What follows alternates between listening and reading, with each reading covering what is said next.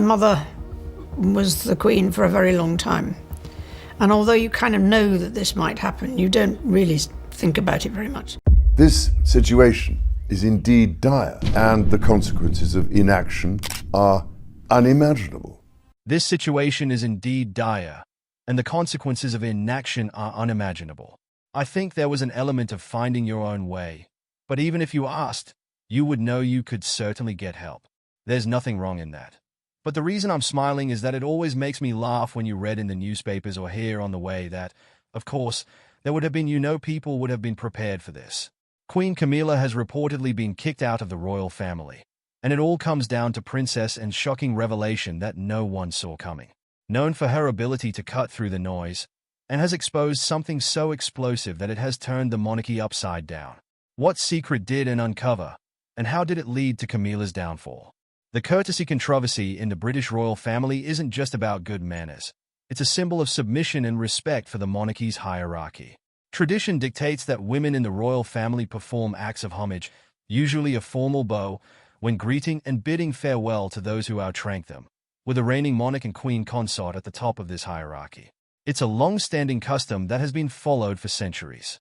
During a recent high-profile royal event, Princess Anne, known for her strong adherence to tradition and protocol, left onlookers stunned. As Queen Camilla approached, the expectation was clear. Anne, like others, would perform the traditional bow to the queen consort. Instead, Anne gave a polite nod and moved on. For those unfamiliar with royal customs, Anne's simple nod might have seemed insignificant. But royal watchers knew better. In a family where every gesture carries weight, this small act spoke volumes. Some saw it as a subtle statement from Anne, a royal stalwart who has spent decades upholding traditions. Was this her way of pushing back against Camilla's role as queen consort? This wasn't just a break in protocol. It was Anne, known for her no-nonsense approach. Anne's gesture may reflect the evolving dynamics within the royal family. With Prince William and other younger royals advocating for modernization, couldn't be silently aligning herself with this shift? Or was this a personal stance on Camilla's place in the family? Unsurprisingly, this moment has ignited debate. Some royal enthusiasts view Anne's nod as a respectful yet modernized adaptation of tradition, showing how the monarchy is evolving in the 21st century. Others see it as an intentional move to draw a line. What's clear is that even the smallest gestures in royal life carry massive implications. Some have interpreted Anne's action as more than a break in tradition, a deliberate move hinting at unresolved tension between the two royal figures. A significant point of contention appears to be Camilla's coronation arrangements, particularly the inclusion of her own family members in prominent roles. Reports suggest that Camilla's choices, perceived as sidelining traditional royal practices, did not sit well with Anne, whose dedication to the monarchy's legacy is steadfast. Insiders claim that Anne may have viewed these decisions as a breach of the royal code, especially considering her lifelong commitment to upholding protocol. Anne's refusal to perform the customary curtsy has become a talking point for royal commentators and fans alike. Royal expert Tom Bauer has even suggested that Anne's gesture could reflect deeper conflicts within the royal family.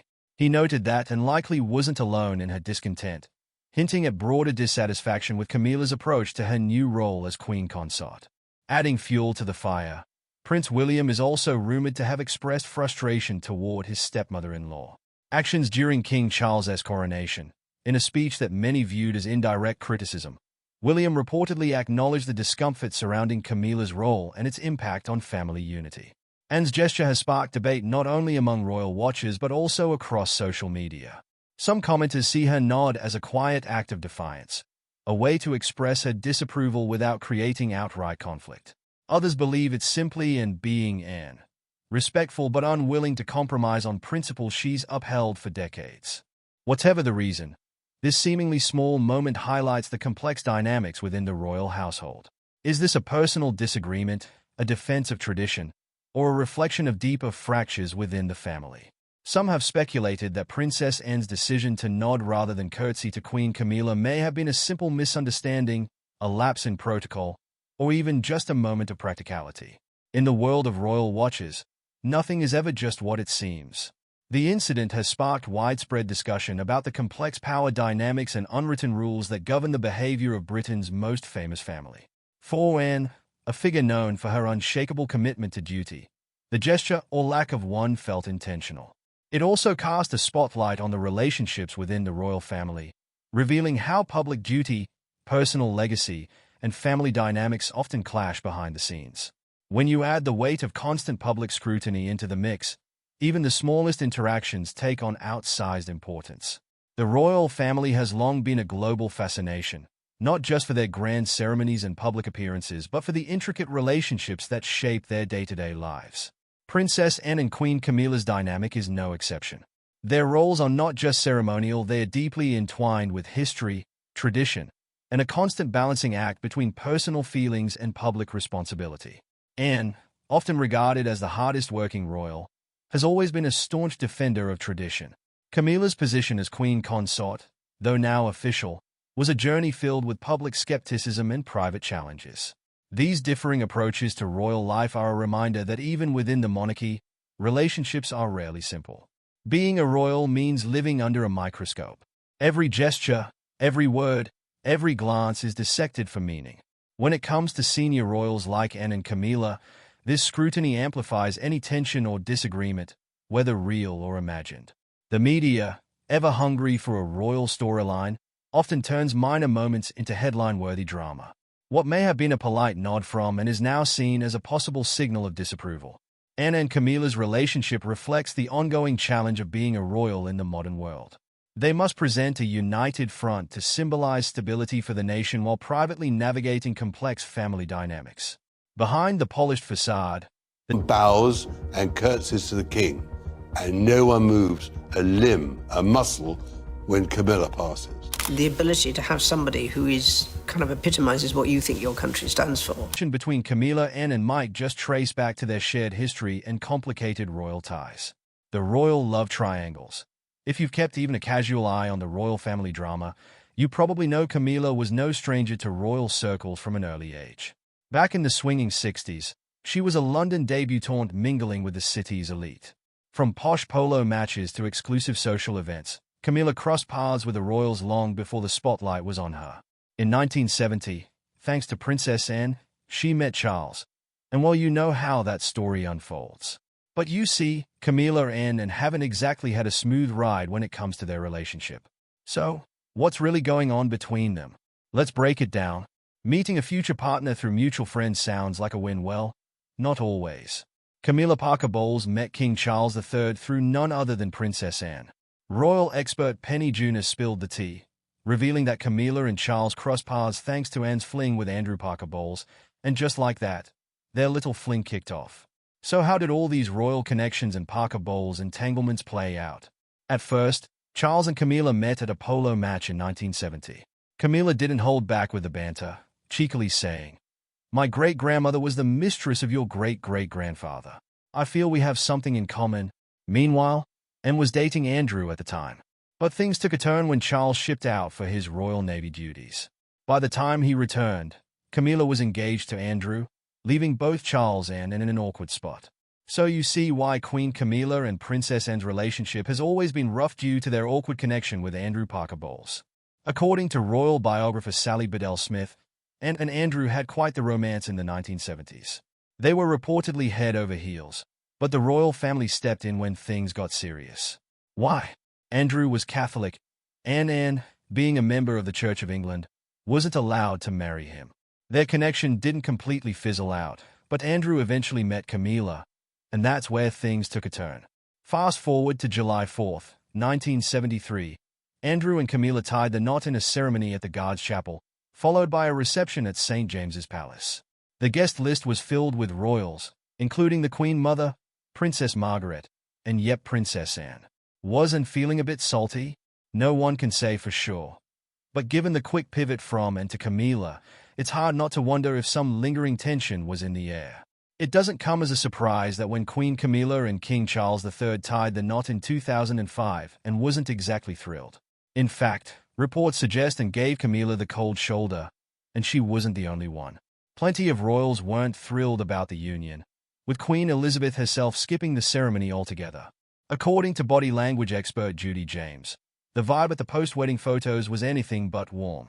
She pointed out that Queen Elizabeth and Prince Philip kept their distance on the steps, avoiding any cozy family shots. Anne, as expected, stayed true to form, looking as frosty as ever. But Anne's chilly reception wasn't exclusive to Camilla. She had a similar attitude toward Princess Diana too, and apparently had no time for Diana and was annoyed by her constant media attention. Unlike Diana's more modern approach to royal life, and has always been about tradition and duty. So when it came to welcoming Camilla, her frosty stance was just in being Anne. Looking back at it now, it's safe to say that Anne may have actually paved the way for Camilla and King Charles to make their relationship official. You know, and broke royal norms in a big way by becoming the first royal to divorce her husband and then marry the man she had an affair with. Here's how it went down. While married to Mark Phillips, and had a relationship with Timothy Lawrence. After divorcing Phillips in 1992, and wasted no time and married Lawrence shortly after. Back then, this was a pretty shocking move for a royal family that clung to its morally upright image.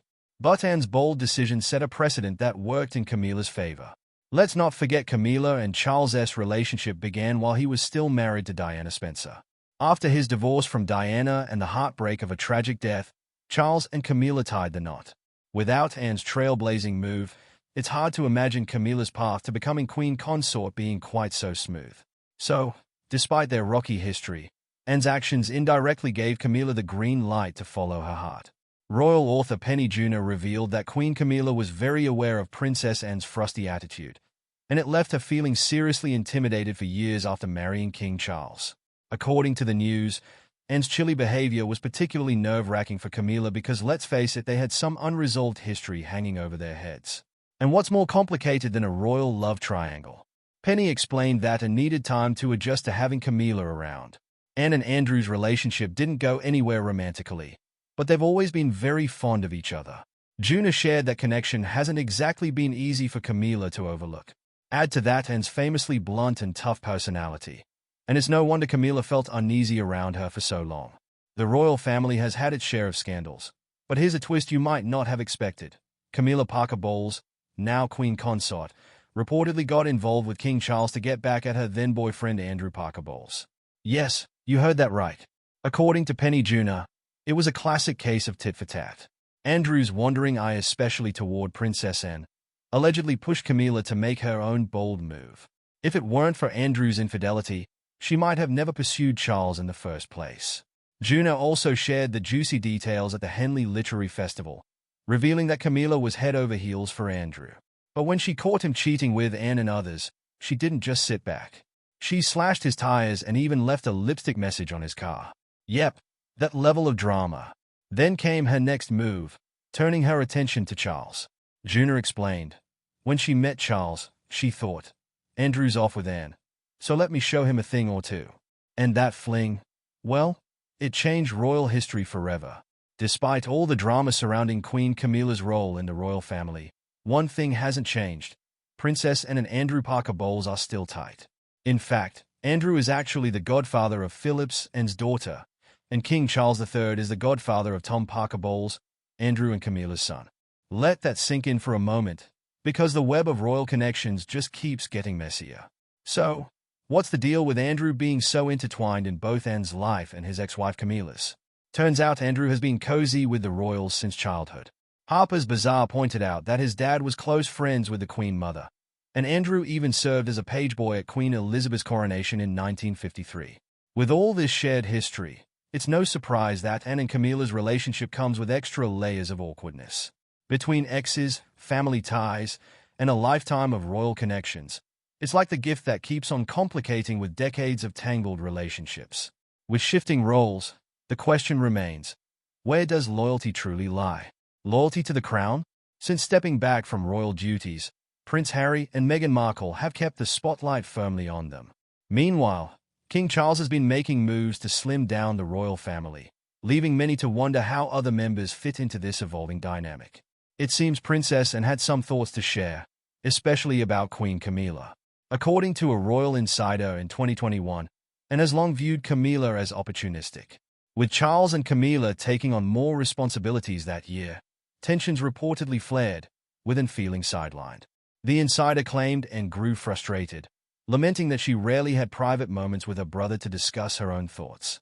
As for Camilla, sources say she wanted Anne to bury the hatchet and move on, but according to reports, and wasn't quite ready to let go of old grudges, keeping the tension alive in the royal family's complex web of relationships.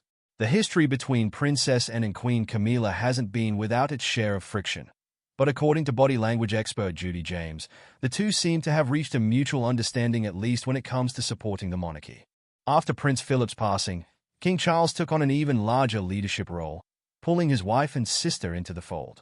James told Express that while the relationship between Anne and Camilla might have been difficult, they've shown signs of making progress in recent times. The senior royals have reportedly united, forming what she described as an elite squad of key family members: Charles, Camilla, Anne, Kate, William, Edward, and Sophie. That said, James acknowledged that some emotional distance between Anne and Camilla might always remain. But shared responsibilities and a common goal, maintaining the public image of the royal family, seem to have brought them closer. It's less about personal connection and more about playing for the same team. For all the ups, downs, and downright awkward moments between Queen Camilla and Princess Anne, it's nice to know they've shared a few lighter ones too. Take Christmas Day in 2019, for example. Both women attended the royal family's traditional church service and just so happened to show up wearing matching eye-catching purple outfits. As Anne approached the church entrance, she joined Camilla, who couldn't help but notice their unintentional twinning moment. Camilla playfully nudged Anne with her elbow, pointing out their matching looks, and the two shared a rare laugh. Body language experts noted this as a surprisingly jovial moment, especially coming from Anne, who isn't exactly known for playful public displays. When it comes to royal protocol, figuring out who bows or curtsies to whom can feel like solving a royal family riddle. Rules are in place, but traditions and personal choices make things even more interesting. With King Charles now on the throne and Camilla as queen consort, the protocol has shifted. According to page 6, anyone meeting the king must bow or curtsy and address him as Your Majesty. After the formalities, you can switch to calling him Sir. As for Camilla, she no longer has to curtsy to anyone within the royal family, including Princess Anne. That said, she's still likely to curtsy to other world monarchs as a gesture of respect. But here's where it gets a little tricky. Back in 2005, Queen Elizabeth approved a rule called Precedence of the Royal Family to be observed at court. This protocol placed princesses born into the royal family like Princess Anne or even young Princess Charlotte above women who marry in, like Camilla. And guess who pushed for this? You guessed it, Princess Anne herself. According to a former courtier who spoke to the Daily Mail and was vocal about the rule, especially since Camilla wasn't exactly winning popularity contests back then. The courtier shared that and made it clear she had no intention of curtsying to her ever. This sentiment was shared by Princess Alexandra, another born royal who spent her life in service. While times and relationships may have softened, the tension over rank and respect clearly lingers in royal history. Should royal protocol adapt to modern times? Share your thoughts in the comments. If you enjoyed the video, don't forget to hit the like and subscribe button for more.